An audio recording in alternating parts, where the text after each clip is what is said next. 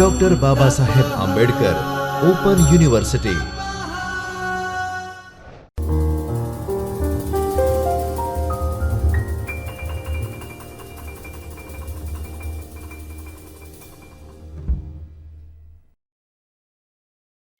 नमस्कार विद्यार्थी मित्रों, हूँ doctor Paresh Chauhan, assistant professor समाजशास्त्र विभाग। आप सौ विद्यार्थी मित्रों डॉक्टर बाबा साहेब आंबेडकर ओपन यूनिवर्सिटीना ज्योतिर्मय परिसर में आवेल चैतन्य स्टूडियो में स्वागत करूँ छूँ। विद्यार्थी मित्रों, आज आपणे संशोधन रूपरेखा एटले कि संशोधनનું एक महत्वનું पासुं छे संशोधन रूपरेखा एटले एने संशोधन योजना, संशोधन आयोजन, अंग्रेजी में संशोधन डिजाइन कहे छे।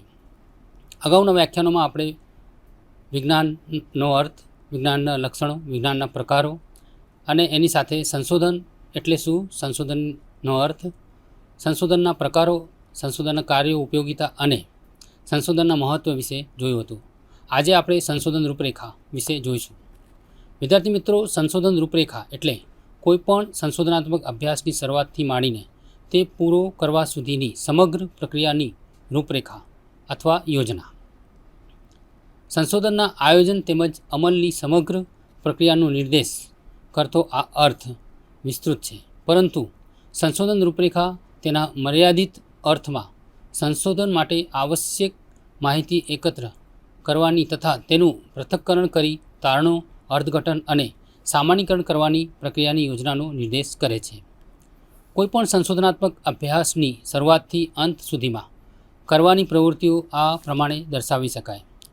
जेम के पहली है संशोधन प्रश्ननी ओळख अने पसंदगी, संशोधन प्रश्नने आनुषंगिक सैद्धांतिक माळखा एटले के मॉडलनी पसंदगी तथा भूतपूर्व संशोधन साथे तेनो संबंध। त्रीजू है संशोधन प्रश्नનું ઘડતર, જેમાં સંશોધનના હેતુઓ, સંશોધનનો વ્યાપ તથા જે ઉપકલ્પનાઓ ચકાસવાની હોય તે બધાની સ્પષ્ટ સમજ આપવી। ચોથી પ્રક્રિયા છે સંશોધનમાં કરવાની શોધ અથવા તપાસની ડિઝાઇન વિશે। એવી રીતે પાંચમી મહત્વની બાબત એમાં પરિવર્તિઓની વ્યાખ્યા તથા તેનું માપ કાઢવાની રીતો છે। છઠ્ઠી પ્રવૃત્તિ છે એમાં પ્રયોગપાત્રો અથવા નિરીક્ષણ ઘટકોની પસંદગી કરવી। સાતમું છે માહિતીનું એકત્રીકરણ, જેમાં માહિતી એકત્ર કરવા માટેના સાધનો તથા રીતો વિશે જાણીશું। એવી જ રીતે માહિતીનું સામાન્યીકરણ, સંકલન તથા પ્રક્રિયાકરણ, માહિતીનું પૃથક્કરણ, માહિતીના સંક્ષેપ માટે તેમજ આંકડાશાસ્ત્રીય અનુમાન માટે યોગ્ય આંકડાશાસ્ત્રીય પદ્ધતિઓની પસંદગી તથા ઉપયોગ। ત્યારબાદની પ્રવૃત્તિ સંશોધન યોજનામાં અહેવાલ લેખનની હોય છે। સંશોધન અહેવાલ લેખનની અંદર સંશોધનની સમગ્ર પ્રક્રિયાનું વર્ણન, માહિતીની રજૂઆત, ચર્ચા અને અર્થઘટન, સંશોધનના તારણોનું સામાન્યીકરણ તથા મર્યાદાઓ, ભાવિ સંશોધન માટેના સૂચનો વગેરે બાબતોનો તેમાં સમાવેશ થાય છે। હવે આપણે વિદ્યાર્થી મિત્રો વિસ્તારપૂર્વક સમજવાનો પ્રયાસ આ મુદ્દાઓ વિશે કરીશું, જેમાં આપણે જોયું કે પહેલી ત્રણ પ્રવૃત્તિઓને સંશોધનનો આયોજન તબક્કો અથવા સંશોધન ડિઝાઇનની પૂર્વ ભૂમિકા કહી શકાય, જ્યારે બાકીની પ્રવૃત્તિઓ સંશોધનની ડિઝાઇન તથા તે પૂરું કરવા માટેની પ્રવૃત્તિઓ છે। વિદ્યાર્થી મિત્રો, કોઈપણ સંશોધનાત્મક અભ્યાસની ડિઝાઇન તૈયાર કરતી વખતે સંશોધકે ચાર બાબતો લક્ષમાં રાખવી જરૂરી છે। પહેલી બાબત છે, લગભગ તમામ વિજ્ઞાનોમાં સંશોધન કરવા માટે વિવિધ પ્રકારની સ્વીકૃત અથવા પ્રચલિત અભિગમો અને પદ્ધતિઓ હોય છે। સંશોધક તેના સંશોધન પ્રશ્ન તથા ઉપલબ્ધ સમય, નાણાં, સાધનો ઇત્યાદિની વ્યવહારિક ગણતરી કરીને અથવા વ્યવહારિક મર્યાદાઓને ધ્યાનમાં લઈને એક યા બીજા અભિગમની પસંદગી કરતો હોય છે। આવશ્યક લાગે ત્યાં એમાં ફેરફાર કરે છે અને તેની સંશોધન રૂપરેખા તૈયાર કરે છે।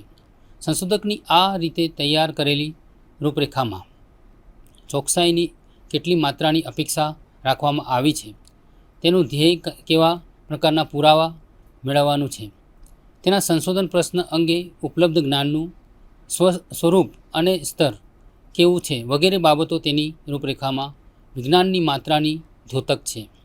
એટલે સંશોધન માટેની કોઈ એક રૂપરેખા વૈજ્ઞાનિક છે કે નહીં એવો પ્રશ્ન ઉઠાવવાનો કોઈ અર્થ નથી। બધી સંશોધન રૂપરેખા વૈજ્ઞાનિક હોવી જ જોઈએ। એમાં મહત્ત્વનો મુદ્દો એ છે કે સંશોધન રૂપરેખામાં વિજ્ઞાનના હાર્દરૂપી કઈ કઈ બાબતો સમાવિષ્ટ છે અથવા તેમાં કેટલે અંશે સમાધાન કરવામાં આવ્યું છે. સંશોધકનું ધ્યેય કોઈ એક વૈજ્ઞાનિક રૂપરેખા તૈયાર કરવાનું નથી, પરંતુ કોઈ એક શક્ય તેટલી સારી વૈજ્ઞાનિક રૂપરેખા તૈયાર કરવાનું છે. બીજી બાબત જે લક્ષ્યમાં રાખવાની છે રૂપરેખા તૈયાર કરતી વખતે તે છે કોઈપણ પ્રકારના સંશોધનના અંદર સંશોધન પ્રશ્ન માટે કોઈ સાચી રૂપરેખા હોય છે એવું નથી. કોઈ એક જ સંશોધન પ્રશ્ન માટે જુદા જુદા સંશોધકો સિદ્ધાંતોની તથા અભ્યાસ પદ્ધતિની પોતપોતાની પસંદગીને અનુરૂપ જુદી જુદી રૂપરેખા તૈયાર કરે એ સંભવિત છે.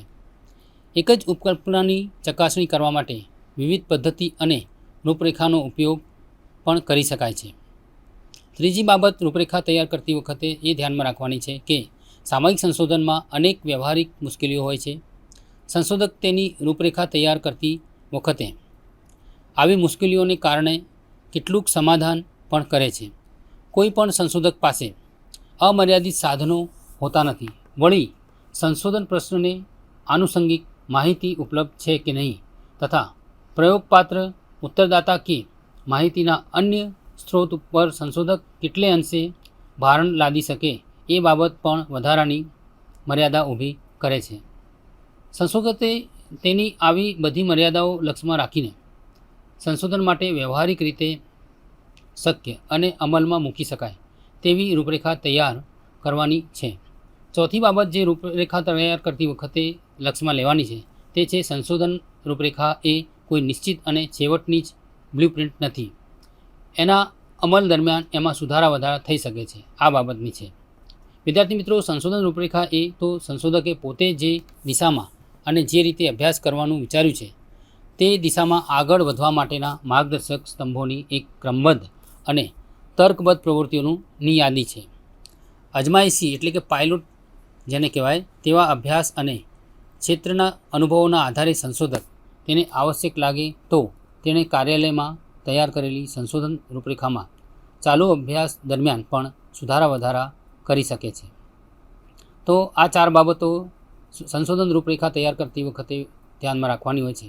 હવે વિદ્યાર્થી મિત્રો, આ રીતે સંશોધકની સંશોધન રૂપરેખા તૈયાર કરવાની કામગીરીને આર્કિટેક્ટની મકાન માટેનો પ્લાન તૈયાર કરવાની કામગીરી સાથે કેટલેક અંશે સરખાવી શકાય.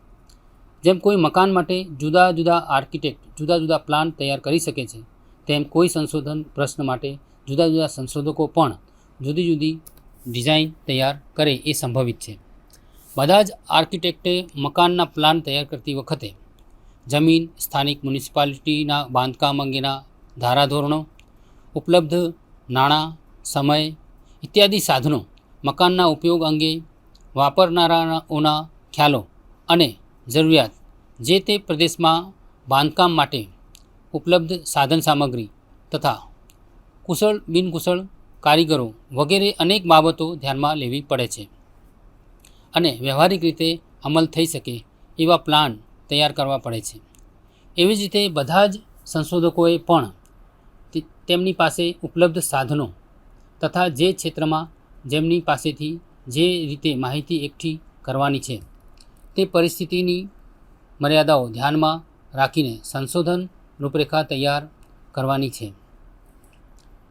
જુદા જુદા આર્કિટેક્ટ તેમના વિચારો, અનુભવ અને સર્જન શક્તિ અનુસાર એક જ મકાન માટે વિવિધ પ્લાન સૂચવે છે. છતાં એ બધું પ્લાન બાંધકામના પાયાના નિયમો અનુસાર હોય તો જ તે પ્રમાણે મકાન બાંધી શકાય છે અથવા ચણેલું મકાન ટકી શકે છે. બીજા શબ્દોમાં કહીએ તો જુદા જુદા આર્કિટેક્ટ પોતપોતાની આવડત અને સર્જન શક્તિ અનુસાર જુદા જુદા પ્લાન તૈયાર કરે તો પણ એ બધા બાંધકામ માટેના વૈજ્ઞાનિક ધોરણો અનુસાર પ્લાન તૈયાર કરે એવી અપેક્ષા છે. તેવી જ રીતે એક જ સંશોધન પ્રશ્ન અંગે જુદા જુદા સંશોધકો તેમની આવડત, પસંદગી અને સર્જન શક્તિ અનુસાર વિવિધ પ્રકારની સંશોધન રૂપરેખા તૈયાર કરે એ સંભવિત છે. પરંતુ બધા જે તે વિષયના અમુક પાયાના સ્વીકૃત અને વૈજ્ઞાનિક ધોરણો અનુસાર પોતપોતાની રૂપરેખા તૈયાર કરી તેનો અમલ કરે તો જ સંશોધનનો હેતુ બર આવે છે. છેલ્લે કોઈ એક આર્કિટેક્ટનું બાંધકામ ચાલુ હોય તે દરમિયાન પણ એક યા બીજા કારણસર તેમાં ફેરફાર કરી શકે છે. અલબત્ત તેથી કેટલોક વધારાનો અથવા વ્યર્થ ખર્ચ થાય છે. તેવી જ રીતે સંશોધક પણ તેણે તૈયાર કરેલી સંશોધન રૂપરેખા અનુસાર સંશોધન કાર્ય ચાલુ હોય તે દરમિયાન પણ તેને આવશ્યક લાગે તે ફેરફાર કરી શકે છે. વિદ્યાર્થી મિત્રો, આટલી ચર્ચા કર્યા બાદ સંશોધન રૂપરેખાની પૂર્વ ભૂમિકા વિશે જોઈએ. વિદ્યાર્થી મિત્રો, સંશોધન પ્રશ્નની ઓળખ, પસંદગી અને ઘડતર એ ત્રણેય પ્રક્રિયાઓ સંશોધન ડિઝાઇનના આયોજન માટેની પ્રાથમિક પ્રક્રિયાઓ પૂર્વ ભૂમિકા છે. આ ત્રણેય પ્રક્રિયાઓ વચ્ચેનો તફાવત મહદઅંશે પૃથક્કરણાત્મક છે. તે બધી પરસ્પર ગાઢ રીતે સંકળાયેલી છે.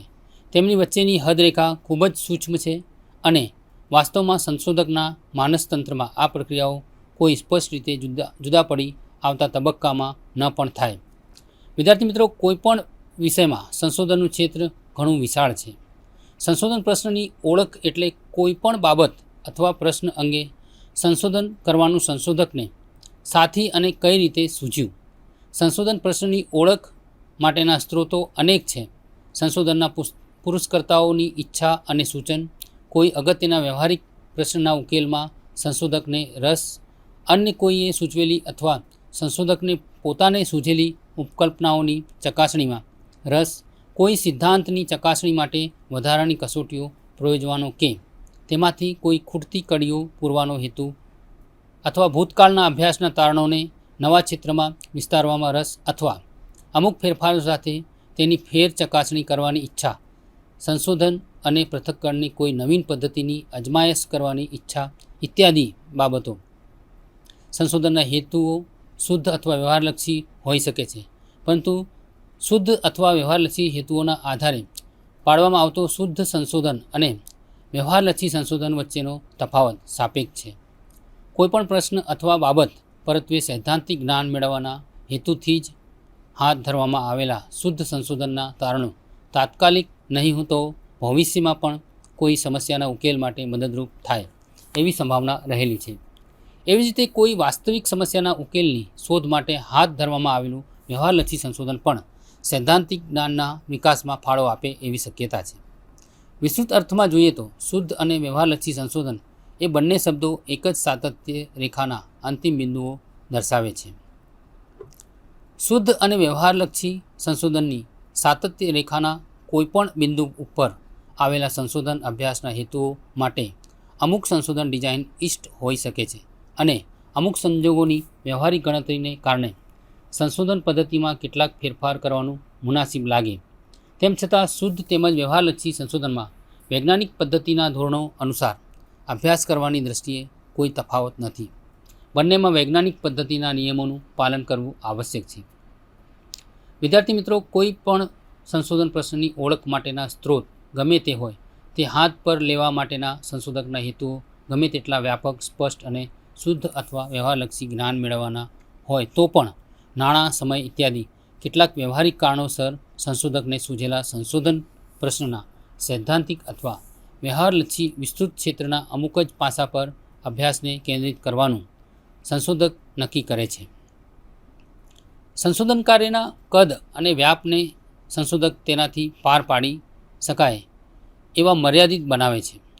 એટલે સંશોધન પ્રશ્નની ઓળખ કર્યા પછી સંશોધન પ્રશ્ન સાથે સંબંધિત ભૂતકાળના અભ્યાસો અને સાહિત્યની સમાલોચના કરીને સંશોધક તેની અંગત રુચિ અને વ્યવહારિક મર્યાદાઓને અનુલક્ષીને સંશોધન પ્રશ્નના કયા પાસા તેના સંશોધનમાં તપાસવા છે તેની પસંદગી કરે છે. વિદ્યાર્થી મિત્રો, સંશોધન પ્રશ્નના ઘડતરમાં અનેક પ્રવૃત્તિઓનો સમાવેશ થાય છે. આ માટે સંશોધકે સૌપ્રથમ પસંદ કરેલા સંશોધન પ્રશ્નને સંશોધન કરી શકાય એવા સ્વરૂપમાં મૂકવાનો છે.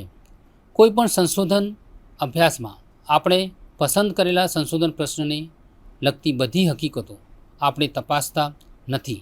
વાસ્તવમાં તેમ કરવાનું શક્ય પણ નથી.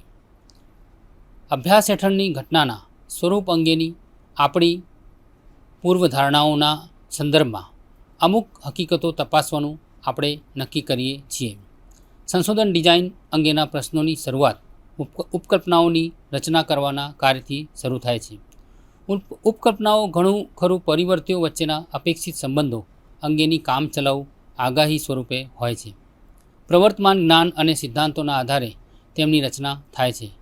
એટલે સંશોધનના આયોજનની શરૂઆત સંશોધન પ્રશ્ન અંગે જે કંઈ સૈદ્ધાંતિક તથા અન્ય સાહિત્ય ઉપલબ્ધ હોય તે તપાસવાની, તેની મૂલવણી કરવાની પ્રક્રિયાથી કરવી જોઈએ. વિદ્યાર્થી મિત્રો, સિદ્ધાંત એ બે કે વધારે પરિવર્તિઓ એટલે કે ઘટનાઓ વચ્ચેનો નિશ્ચિત સંબંધ દર્શાવતું હોય છે. જો તો પ્રકારનું સરતી વાસ્તવિક જગતમાં નિરીક્ષણ કરી શકાય એવી ઘટનાઓનો નિર્દેશ કરતું અને સાર્વત્રિક રીતે લાગુ પાડી શકાય એવું પરિમાણ સૂચક વિધાન છે. સિદ્ધાંત એ કોઈ આખરી બાબત નથી. નવી હકીકતો અને પુરાવાના આધારે તેમાં સુધારા વધારા થઈ શકે છે. કોઈ પણ સિદ્ધાંત જેટલી વધારે વિવિધ ઘટનાઓનો ખુલાસો આપી શકે અને તેના સામાન્ય નિયમોને આધારે ભાવિ ઘટનાઓની આગાહી કરવામાં તેનો જેટલો ઉપયોગ કરી શકાય તેટલો તે વિશ્વસનીય બને છે. વિજ્ઞાનના વિકાસની શરૂઆતના તબક્કામાં ઘણીવાર સિદ્ધાંત અનુમાન કે કલ્પનાના આધારે રચવામાં આવ્યો હોય એ શક્ય છે. પરંતુ વિજ્ઞાનના વિકાસની સાથે સિદ્ધાંત અને અનુભવ પ્રાપ્ત હકીકતો વચ્ચે ગાઢ સંબંધ બંધાય છે. સિદ્ધાંત સંશોધનને પ્રોત્સાહન અને માર્ગદર્શન આપે છે. તે સંશોધન માટેની ઉપકલ્પનાઓ સૂચવે છે. ભૂતકાળમાં નિરીક્ષણ નહીં કરેલી એવી ઘટનાઓ સૂચવે છે તથા સંશોધનમાં તપાસવાની ઘટનાઓનો વ્યાપ મર્યાદિત બનાવે છે. ઉપરાંત સિદ્ધાંત પ્રવર્તમાન જ્ઞાનને સંક્ષેપ કરવામાં, ઉપલબ્ધ જ્ઞાનની ખૂટતી કડીઓ દર્શાવવામાં, વિભાવનાઓમાં સમાવિષ્ટ માહિતીનું સ્પષ્ટીકરણ કરવામાં અને સામાન્યીકરણ કરવામાં મદદરૂપ બને છે. વિદ્યાર્થી મિત્રો, સિદ્ધાંત અને મોડલ વચ્ચેનો તફાવત ઘણીવાર અસ્પષ્ટ હોય છે, પરંતુ આપણે મોડલને સિદ્ધાંતમાંથી તારવેલા એક ભાગ તરીકે ગણી શકીએ.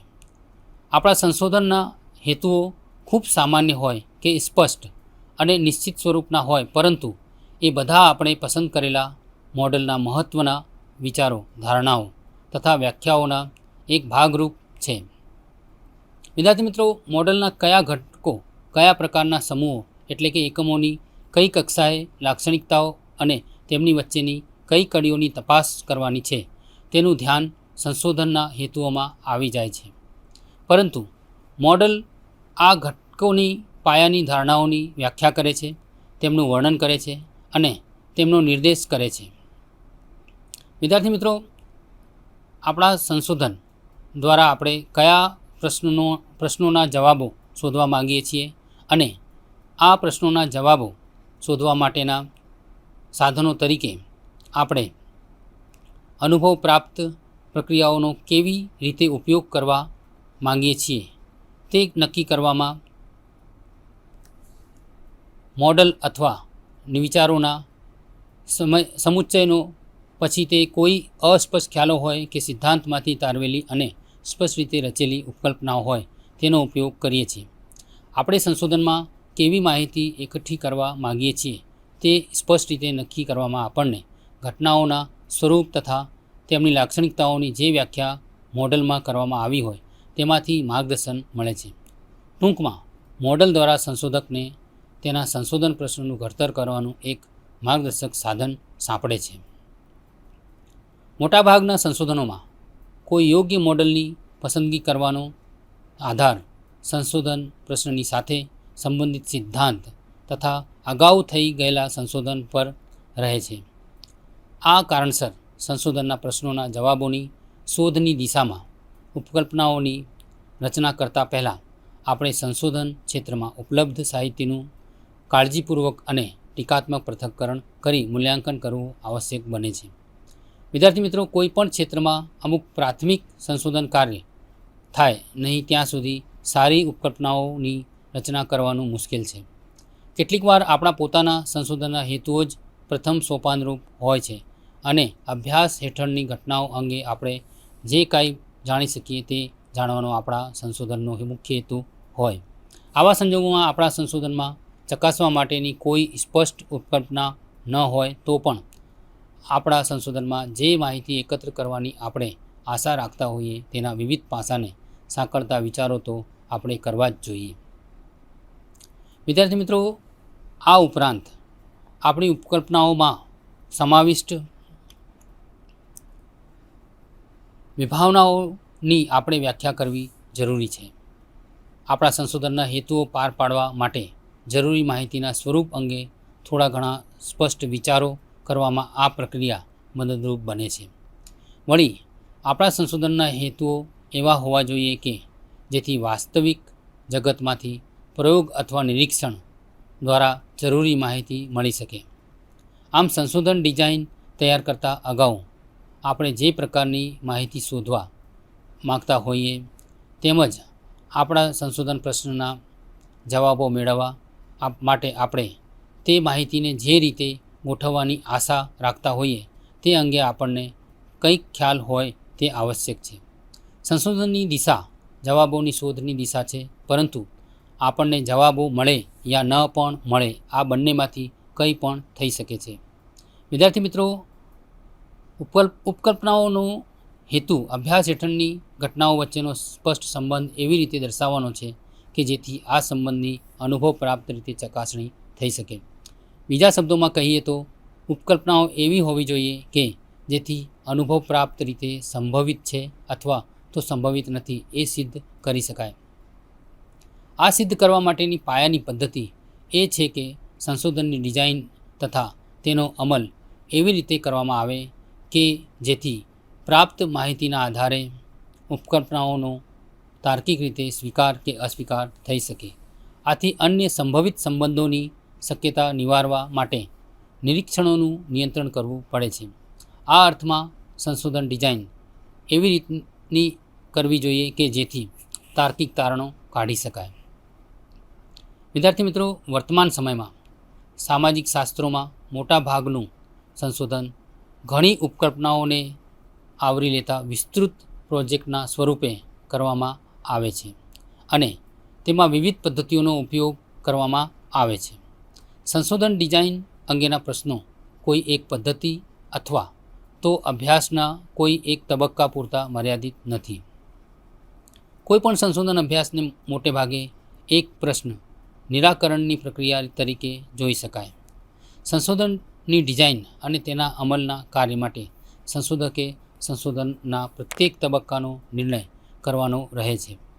સંશોધકે વૈજ્ઞાનિક પદ્ધતિની આદર્શ શરતો, ઉપલબ્ધ સાધનોનું વાસ્તવિક સ્વરૂપ તથા સંશોધન ક્ષેત્રની જરૂરિયાતો એ બધું ધ્યાનમાં લઈને અમલ કરી શકાય એવા સમાધાનકારી નિર્ણયો કરવાના રહે છે.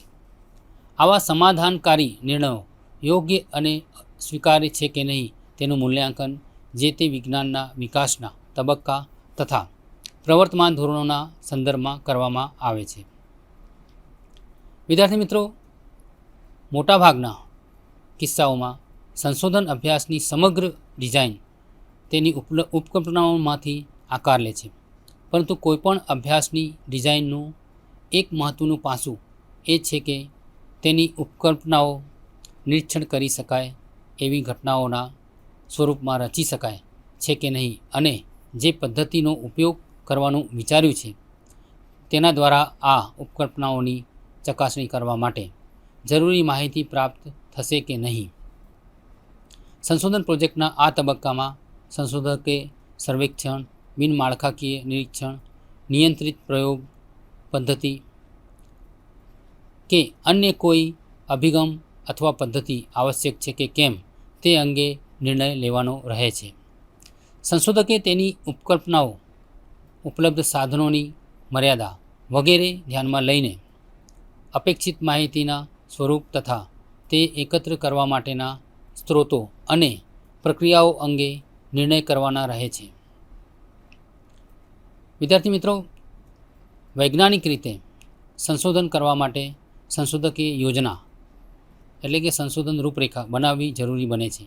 બીજી રીતે કહીએ તો સંશોધન રૂપરેખા સંશોધન કાર્યને દિશા સૂચન આપવા માટેનું તાર્કિક અને આયોજિત સાધન છે, જેમાં બિલકુલ વિચલન ન થાય તેવી તદ્દન ચોક્કસ અને ચુસ્ત યોજના ભાગ્યે જ હોય છે. તે એક કામચલાઉ પ્લાન છે અને સંશોધન કાર્ય આગળ વધે તેમ તેમાં ફેરફાર કરવાનું પણ જરૂરી બનવાનો સંભવ છે. તેનો હેતુ કેવળ સંશોધનને દિશાસૂચન આપવાનો છે. આમ સંશોધન યોજનાઓને વધુ પડતી જડ, ચુસ્ત કે અપરિવર્તનશીલ બનાવી દેવી જોઈએ નહીં. સંશોધન યોજનામાં આ પ્રમાણે જણાવેલ કેટલીક બાબતો આવી શકે, જેવી કે પહેલી છે માહિતીના સ્ત્રોત, બીજી છે સંશોધન અભ્યાસનું સ્વરૂપ, ત્રીજી બાબત છે સંશોધન અભ્યાસના હેતુઓ દર્શાવવા, ચોથી બાબત છે સામાજિક, સાંસ્કૃતિક, ઐતિહાસિક સંદર્ભ વિશે જણાવવું, પાંચમી બાબત છે ભૌગોલિક વિસ્તારની સ્પષ્ટતા કરવી, છઠ્ઠી બાબત છે સંશોધનના સમયનો અંદાજ કાઢવો, સાતમી છે અભ્યાસના પરિણામો દર્શાવવા, આઠમી છે માહિતી એકત્ર કરવા માટેની પ્રયુક્તિઓ દર્શાવવી, નવમી છે સંશોધનના એકમો દર્શાવવા, દસમી બાબત છે ગ્રંથાલયના ઉપયોગ વિશેની અને છેલ્લી બાબત છે સંદર્ભ સૂચિની. વિદ્યાર્થી મિત્રો, હવે આ તમામ બાબતોને અહીં વિસ્તારથી સમજીએ, જે આપણને સંશોધન રૂપરેખા કે યોજનાને સમજવામાં ઉપયોગી થાય તેમ છે. પહેલી બાબત છે માહિતીના સ્ત્રોતની. વિદ્યાર્થી મિત્રો, સંશોધન રૂપરેખાની અંતર્ગત માહિતીના સ્ત્રોત વિશે મહત્ત્વની બાબતો હોય તે જણાવવી જરૂરી છે. વિષય અંગેની માહિતી કયા ક્ષેત્રમાંથી મળવાની છે યા મેળવવાની છે, દસ્તાવેજી સ્ત્રોતમાંથી કે ક્ષેત્રીય સ્ત્રોતમાંથી કે બંનેમાંથી, તે બાબત તેમાં સ્પષ્ટ કરવી જરૂરી છે. સંશોધન રૂપરેખાની અંદર સંશોધન અભ્યાસનું સ્વરૂપ પણ દર્શાવવું જરૂરી છે. આ બાબત વિશે જોઈએ તો વિદ્યાર્થી મિત્રો, પોતાનો અભ્યાસ આંકડાશાસ્ત્રી સ્વરૂપનો છે, વ્યક્તિ તપાસ સ્વરૂપનો છે, તુલનાત્મક છે કે આ બધાના મિશ્રણ સ્વરૂપનો છે, તે સંશોધન યોજનામાં દર્શાવવું જોઈએ. ટૂંકમાં સમય અને શક્તિની મર્યાદાના કારણે અભ્યાસનું ચોક્કસ સ્વરૂપ પહેલેથી નિર્ધારિત કરી લેવું જરૂરી છે. સંશોધન રૂપરેખામાં ત્રીજી બાબત જે દર્શાવવામાં આવે છે તે સંશોધન અભ્યાસના હેતુઓ વિશેની છે.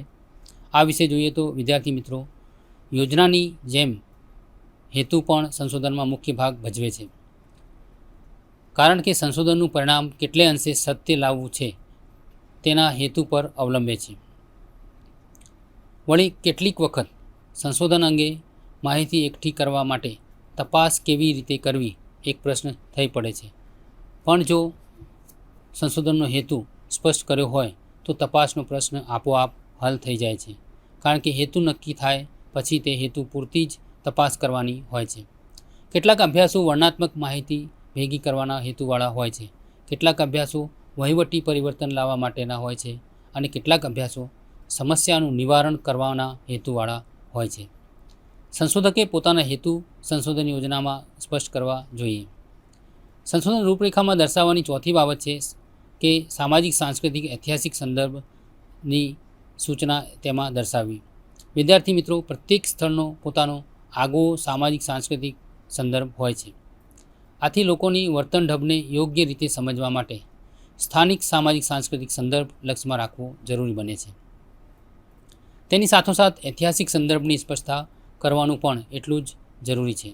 ઐતિહાસિક સંદર્ભ એટલે સંશોધન અભ્યાસમાં જે ઐતિહાસિક સમયને આવરી લેવાનો હોય તે સમયગાળો દર્શાવવો, જેમ કે મોગલ યુગ, વિક્ટોરિયન યુગ, ગાંધી યુગ વગેરે. વ્યક્તિના વર્તનોને યોગ્ય પરિપ્રેક્ષ્યમાં સમજવા માટે આ ઐતિહાસિક સંદર્ભ લક્ષમાં લેવો જરૂરી બને છે. સંશોધન રૂપરેખામાં પાંચમી બાબત ભૌગોલિક વિસ્તારની સ્પષ્ટતા કરવી જરૂરી છે તે બાબતની છે. વિદ્યાર્થી મિત્રો, જે ભૌગોલિક વિસ્તારમાં સંશોધન કાર્ય કેન્દ્રિત કરવાનું હોય તે અંગેનું વિધાન કરવાનું જરૂરી ગણવામાં આવ્યું છે. શહેર વિસ્તારમાં, ગામડામાં, રાજ્ય, પ્રદેશ વગેરે જે કોઈ વિસ્તારનો અભ્યાસ કરવાનો હોય તેની સ્પષ્ટતા સંશોધન યોજનામાં કે સંશોધન રૂપરેખામાં હોવી જોઈએ. ત્યારબાદ સંશોધન રૂપરેખામાં સમયનો અંદાજ પણ આપવો જોઈએ.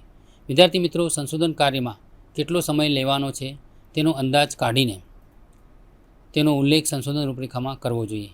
અંદાજ કાઢતી વખતે વિષયના ઘણા પાસા ધ્યાનમાં રાખવા જોઈએ. ત્યારબાદનો મુદ્દો છે અભ્યાસના પરિણામો વિશે સંશોધન રૂપરેખામાં દર્શાવવું. વિદ્યાર્થી મિત્રો, સંશોધન સમગ્રનો અભ્યાસ કરવા માગે છે કે સમગ્રના કોઈ ભાગનો તે બાબત સ્પષ્ટ કરવી સંશોધકે જરૂરી છે. સંશોધકે જો સેમ્પલનો અભ્યાસ કરવાનો હોય તો તેણે આવી કેટલીક બાબતો લક્ષમાં લેવી જોઈએ, જેમ કે સેમ્પલ સમગ્રનું પ્રતિનિધિત્વ કરતું હોવું જોઈએ. એટલે કે તે પૂર્વગ્રહ રહિત, એટલે કે અંગ્રેજીમાં જેને અનબાયસ્ડ કહેવાય છે તેવું હોવું જોઈએ. ત્યારબાદ સેમ્પલનું કદ પર્યાપ્ત હોવું જોઈએ જેથી વિશ્વસનીય પરિણામો મેળવી શકાય, અને સેમ્પલની પસંદગી કાળજીપૂર્વક કરવી જોઈએ. આ બાબત સમગ્ર અને સેમ્પલને તફાવતમાં દર્શાવીને સેમ્પલનું હોય તો સેમ્પલની રીતે દર્શાવવી જોઈએ. ત્યારબાદ માહિતી એકત્ર કરવા માટેની પ્રયુક્તિઓ વિશે પણ સંશોધન રૂપરેખામાં સંશોધકે દર્શાવવું જોઈએ. વિદ્યાર્થી મિત્રો, સંશોધન વિષયની માહિતી એકત્ર કરવા માટે જે પ્રયુક્તિનો ઉપયોગ કરવાનો હોય તેની સંશોધન યોજનામાં સ્પષ્ટતા કરવી જરૂરી છે. પ્રયુક્તિઓ વિવિધ છે, જેમ કે નિરીક્ષણ, મુલાકાત, પ્રશ્નાવલી, અનુસૂચિ, એકમ અભ્યાસ વગેરે. માહિતીના સ્વરૂપને, સ્ત્રોતને અને કદને ધ્યાનમાં રાખીને આ પ્રયુક્તિની પસંદગી દર્શાવવી જોઈએ. ત્યારબાદ સંશોધન રૂપરેખામાં સંશોધન એકમ વિશે પણ દર્શાવવું ખૂબ જ જરૂરી છે.